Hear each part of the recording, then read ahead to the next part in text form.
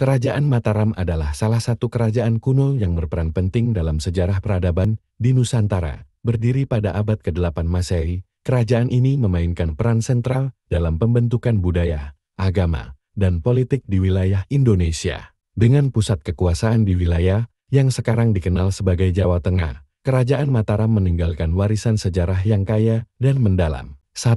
Asal-usul dan puncak kekuasaan. Kerajaan Mataram didirikan oleh Sanjaya, seorang raja yang memimpin pada awal abad ke-8 Masehi.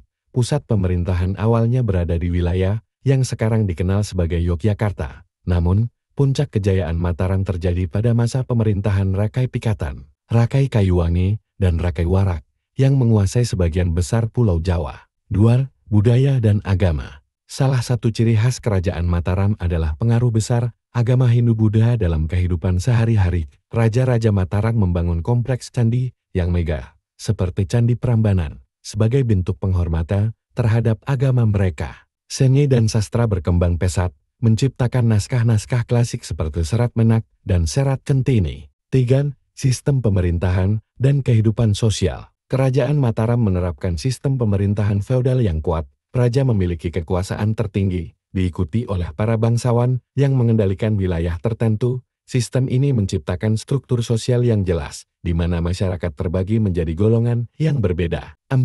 Hubungan internasional dan perdagangan.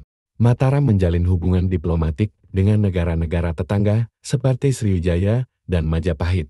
Perdagangan juga berkembang, terutama dalam pertukaran rempah-rempah, logam mulia, dan barang-barang bawaan. Pelabuhan Mataram menjadi pusat perdagangan yang ramai di kawasan Asia Tenggara. 5. Keterpurukan dan kehancuran. Meskipun mencapai puncak kejayaan pada abad ke-8 hingga ke-10, kerajaan Mataram mengalami masa-masa sulit pada abad berikutnya. Penurunan ini disebabkan oleh berbagai faktor, termasuk serangan dari luar dan konflik internal.